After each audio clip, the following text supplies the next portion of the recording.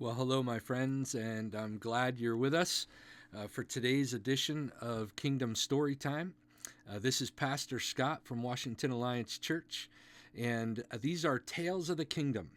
And tonight is our 10th episode, and I hope you've been enjoying and been loving the opportunity to read and share with you my favorite allegories, my favorite stories that talk about the kingdom of God.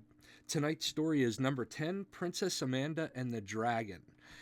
So let's get started. I'm going to move my microphone here a little closer.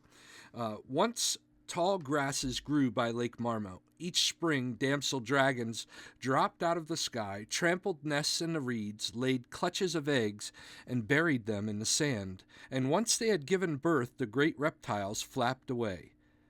Dragons in the sky are the first sign of spring in Great Park. The children come, baskets in hand, eager for dragon egg hunts. They shed their winter stockings and wiggle their bare toes in the warm sand. They race each other, laughing and breathless, to see who will reach a clutch of dragon eggs first. They yell and hoot when they find the treasure. Dragon eggs! They shout. Soon they call echoes back and forth from both sides of the lake. Children know they are forbidden to keep dragon eggs because a dragonette soon hatches from the egg and achieves full growth 6 months later. The baby dragon's scales harden. It begins to breathe fire. At first, there are short blasts of warm air, then, later, great searing torches of flame. The dragon has become cunning and cannot be trusted. So a sign on the shores of Lake Marmo reads, "It is forbidden to keep dragon eggs." The two eggs Princess Amanda found one day, many months after Hero's arrival, were bronze. They glowed like amber jewels in the sunlight. Perhaps she meant to carry them to Caretaker. Perhaps she thought that they were old and shriveled inside. Perhaps she forgot. But she did not take them to Caretaker's cottage. Instead, she hid the eggs. She hid them in my very own place, her den in the hollow of a mighty oak on the edge of Outpost Meadow, which was so far from Stonegate entrance that few strangers walked to it. It was so peaceful there that Caretaker visited this area only a few times in his yearly rounds.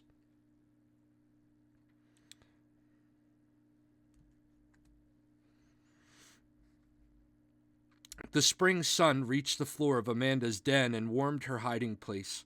Soon, one egg rattled when the princess picked it up to inspect it. Obviously, there was no life inside, but the other one began to crack. By mid morning, a dragon hatchling pecked its way out and left the shell. The baby dragon squawked for food, its long neck bobbed and weaved. It felt patterned back and forth, its feet pattered back and forth, running to keep up with its huge head. It bumped into the side of the tree, and Amanda laughed. "I must take you to Caretaker," she said aloud. He will know what to do about surprise hatchlings." The little beast turned its brown eye on her, and a great tear dripped onto its breast. Amanda began to love the baby dragon. Though she knew it was forbidden, she kept the hatchling for a pet. Just for a little while, she thought. Perhaps I can tame it. The princess fed it insects and wild roots. She kept it alive with hour by hour feedings, and because she nurtured the hatchling, she loved it all the more. The dragonette's bare skin soon became covered with soft scales, bronze and dazzling in the sun. That summer was filled with dragonette games. The little beast and Amanda set up relay races with butterflies. Lines of flittering wings and one sweaty princess and one growing dragonette raced through Outpost Meadow. Other days, Amanda and the animal bounded over the meadow buttercups, seeing who could take the longest leap. Soon the dragonette won every time. Sometimes Amanda tossed her ball as high as her arm could throw, and the dragonette would spring almost to tree line and grab it in his jaws. "I have perfect aim. He has perfect catch. We must be a perfect match," she sang as they played in the sun. By the middle of summer, the dragonette was large enough for Amanda to wedge herself between the spikes on its back. Together they leaped above the meadow, flying in and out of the limbs and leaves of the old trees that bordered the open field. The dragonette let out a joyous careel, and Amanda laughed with glee. Up and down they soared, up high into the tree branches and down low into the flowering meadow. Amanda hung on for her life while the dragonette flew, flapping its wings. Amanda soon discovered that her pet hated to be left by itself. It wailed piteously when she left it to perfect her aim on the practice field. So she began to practice less and less. The dragonette particularly disliked being left alone at night. Since the princess dared not bring it to Inmost Circle and even feared for its life should it be discovered, she began to stay away from the great celebrations. One night she crawled into her den beside the beast, and he licked her face and hands. Gratefully it stretched beside her, panting with relief that she had stayed. She could hear distant music from deepest forest and missed her friends. Raising a hatchling was more demanding than she had thought. Amanda became angry at the law that kept her from sharing her pet with others. What harm is one small dragon, she thought. Now, that same night she noticed a yellow gleam flickering in the beast's eyes as it looked at her. When it licked her face, she could feel its breath was warm and dry. After that, when Amanda returned from short trips to forage for food, she would find the walls of her den scorched. The hollow was becoming more blackened. It smelled of charcoal. The dragon was always glad to see her, but she was careful not to stand directly in front of his nose and mouth. More and more often, she had to be careful of its tail. A full-grown dragon's tail is deadly. Its powerful sweep can move boulders or knock down medium-sized trees or cripple a man or kill a princess. Once, when she wanted to hop on its back for a ride, the dragon leapt up without her. Creel, creel! Its cry became defiant as it shot a hot flame in her direction. For the first time, it had willfully disobeyed her. As each week passed, Amanda began to laugh less and less. One day, after racing the dragon through the forest, she left it napping in a sunny glade and returned to the hollow tree just as Caretaker was backing out of it, his sapling hat pulled out of the hole like a cork from a bottle. "What is wrong with the inside of my very own place?" he asked. "Amanda, you haven't been lighting fires, have you?" "Oh, it's been that way for a long time," she lied. "I don't know what caused that. Maybe burners were here last winter." Amanda wished Caretaker would stop wearing that ridiculous hat.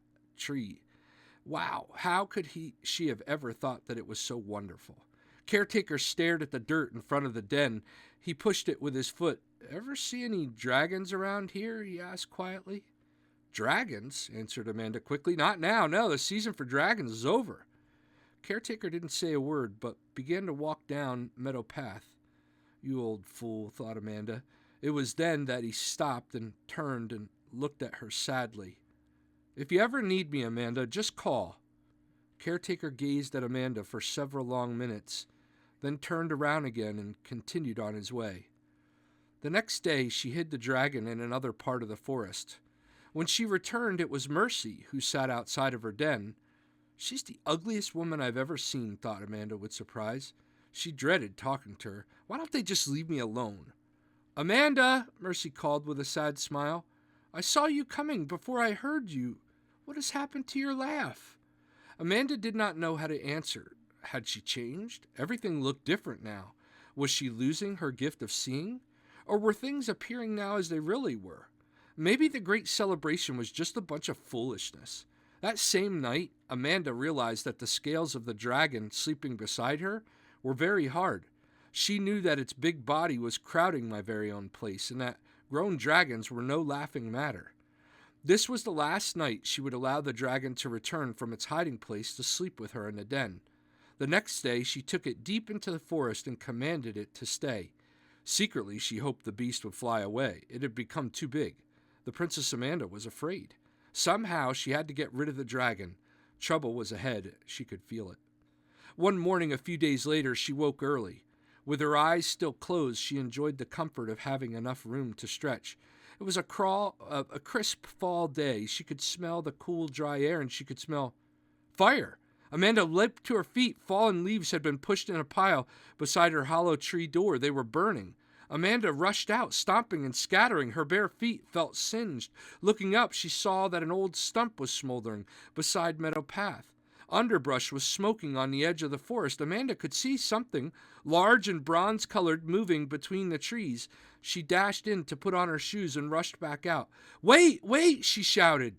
She began running along the path. "Wait for me!" She was terrified. The dry grass would catch and begin to flame from the dragon's breath.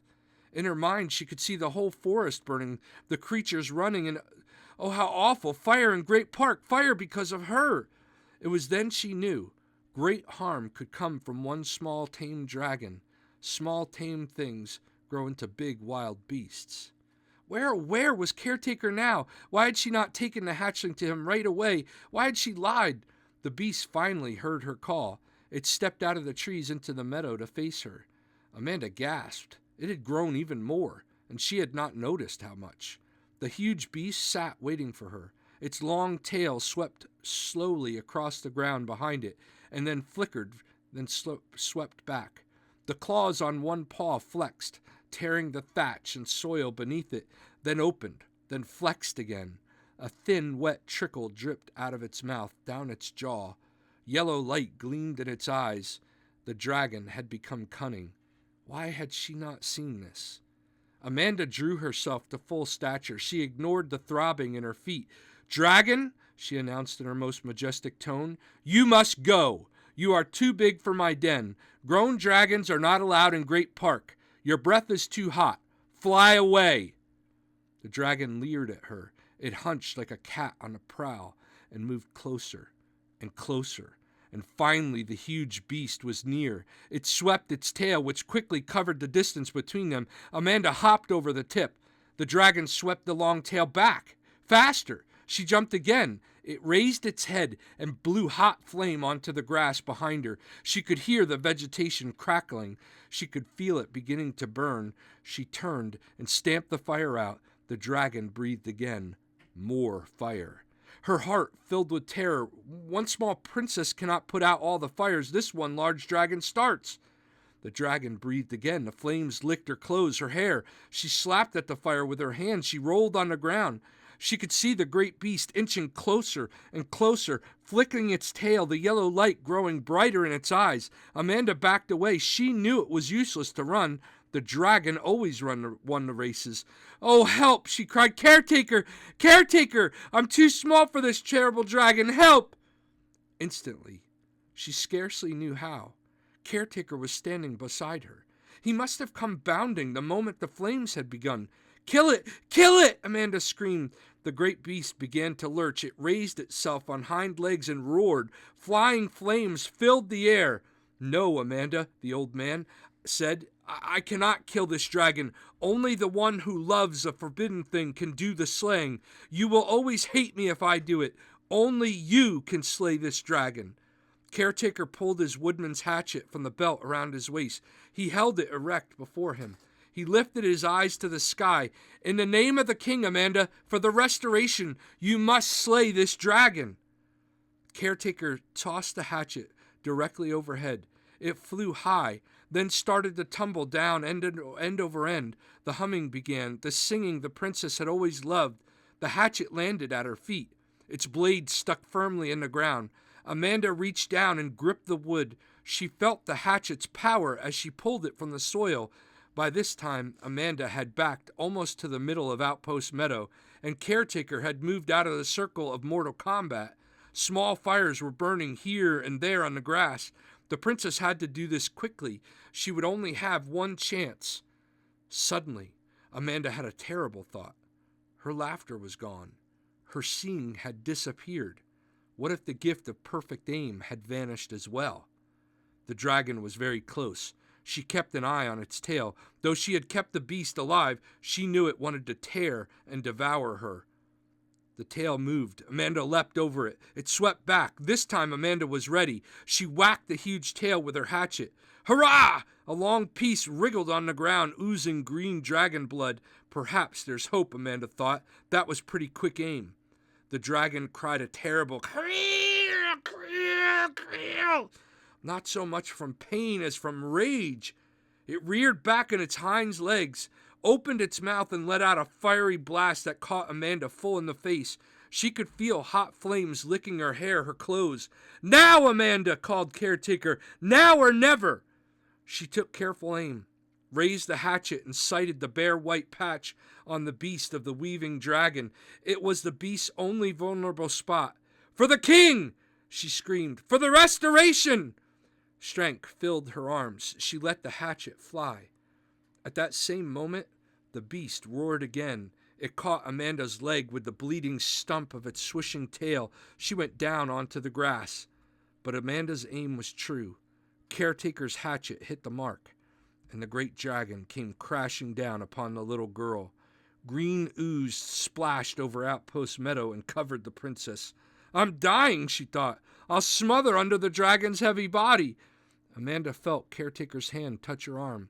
Slowly, ever so slowly, the old man raised the edge of the great dragon hulk, just enough so that Amanda could inch her way along the ground to freedom. Then Caretaker cradled the child in his arms in the middle of Outpost Meadow and wept. Amanda's hair and eyebrows and lashes, they were burned into crinkles. Her clothes were charred, her face and feet were all blisters and boils and soot. She was covered with dragon's blood. She looked like an outcast. But the Princess Amanda had won the battle. She had slain the dragon she loved. So the princess discovered that when one loves a forbidden thing, one loses what one loves most.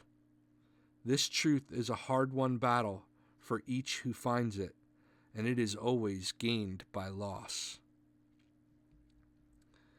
It's a powerful story, Princess Amanda and the Dragon. I hope you can identify with it. I hope that you see the wonderful parts God plays in his kingdom and the opportunities we have to call on him for help and to slay the things that would like to be in our lives and take his place.